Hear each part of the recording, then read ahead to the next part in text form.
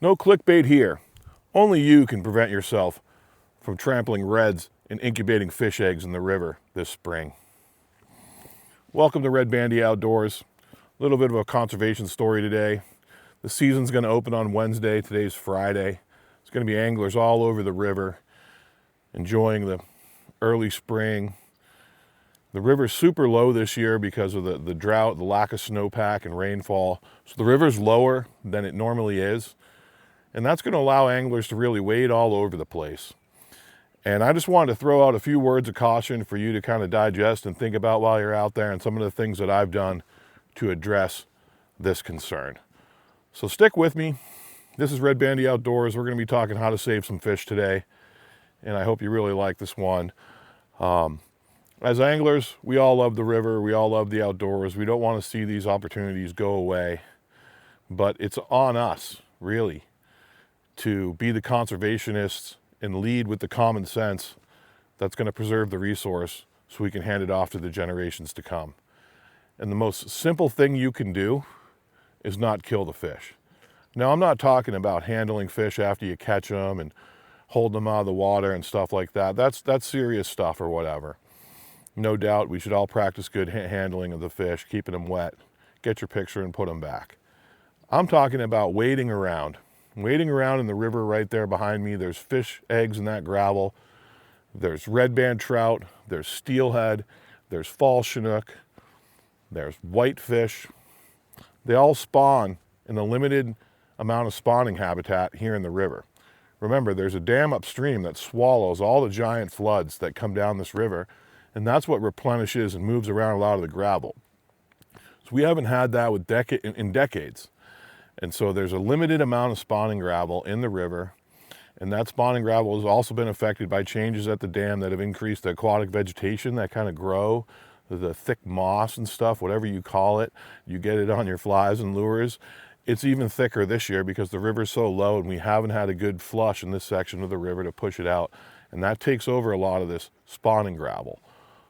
And the fish have a hard time digging through that. So let's get into a little bit more of the biology so you're learning something here, and I'm leaving you with some value on the fish biology and the fish life cycle that goes on. So if you're a salmon, a trout, or a steelhead, whether you come from the ocean or you live in the river year-round, you spawn and put your eggs in gravel and fresh water.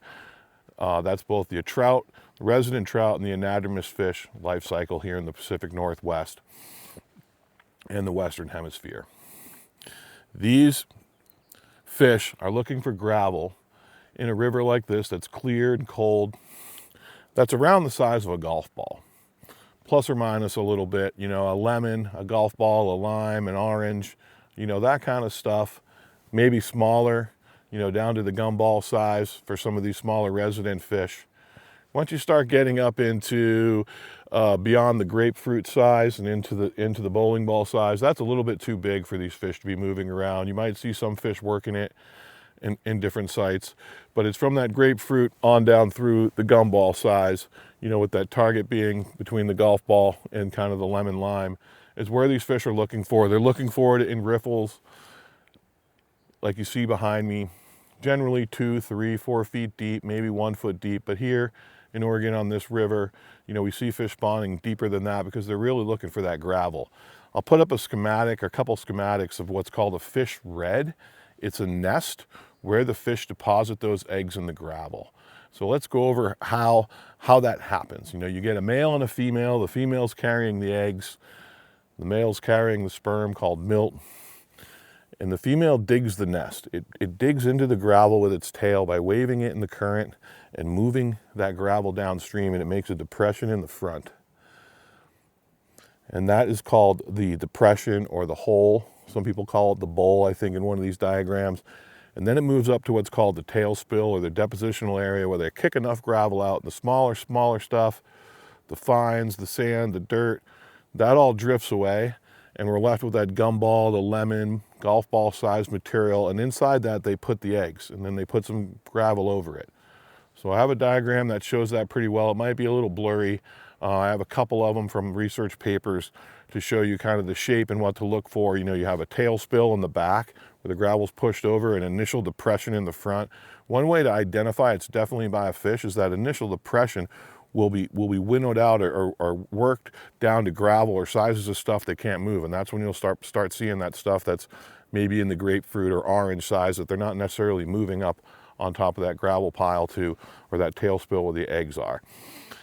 So the fish will come in and do that, and they come in waves. So you can see one do it, and the gravel will be all cleaned off because it's turned over and stuff, and it doesn't have the algae on it. It's new to hit the sunlight, so you'll see these clean gravel areas, and I have some pictures of that I'll show you as well. And usually you can identify them by that. But when you have waves and waves of fish spawning in a river like this over months, and the sun's out and all that, and the gravel gets covered back over with the moss and the algae, and it all looks the same, you can't tell. You can only tell by those forms in the gravel. And if you look behind me and in some of the B-roll that I'm gonna show, you'll see that we have here, because the river doesn't get super high, it's controlled by a dam, we have these dunes that form. And they're very distinct areas where the fish spawn. And unfortunately, they're also very, very accessible areas for anglers to wade. Now here on this river in Oregon, anglers must be grounded. You cannot fish from a boat. You need to be having your feet on the ground. You can still have the boat next to you, or you're standing around, but you can't stand in the boat. So you need to get out of the boat in some way. And that puts a lot of pressure on the shallower areas of the river to wade. This is normally a lot bigger and deeper river, and so it's a very challenging one to wade. So wading in those easy gravel spots where the stuff's really small, around that golf ball size, is where anglers want to go, right? We want to get in there. We don't want to be wading around like climbing all over the rocks, and falling in the crevices and banging our knees and shins on them, ripping our waders. And so we're pulled toward those easier spots to wade. And unfortunately in this river, a lot of that's where the fish spawn.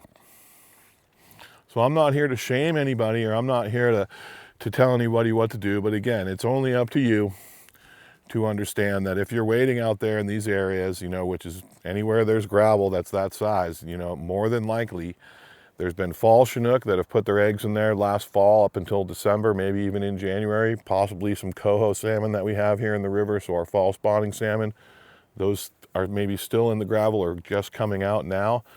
Your precious steelhead that are endangered and in low number and not in good shape across the Northwest, summer steelhead spawn here in the river in these gravels. So those eggs are definitely in the gravel. They're finishing up spawning now. And then of course the famous red band trout that everyone comes here to catch. They're spawning now, have been spawning, and will be spawning. You'll see fish spawning in this section of the river in the gravels that I just talked about through July. So get out here and enjoy yourself, but remember, when you're wading around, if you're in that type of substrate or that type of habitat, there's a high likelihood that you are stepping on eggs or some life form of the fish that's in the gravel ready to come out. Is very sensitive. And the thing is, if you do step on those fish and you do kill them, you're not only killing those fish, you're killing the fish that those fish would produce. So that's the future generations piece of it. So what I've done, I love to fish. I'll be out here on Wednesday. I'll be floating the river. I love to fish. I haven't given up fishing. I've just figured out a way to do it without as much wading. And that's why one of the reasons why you see me using the spin pole quite a bit, and me pushing these different techniques that you can use on the spin pole to fish flies on the surface, the salmon fly hatch, grasshoppers, beetles, any other dry fly, caddis. Which are out today. There's lots of caddis out today, folks.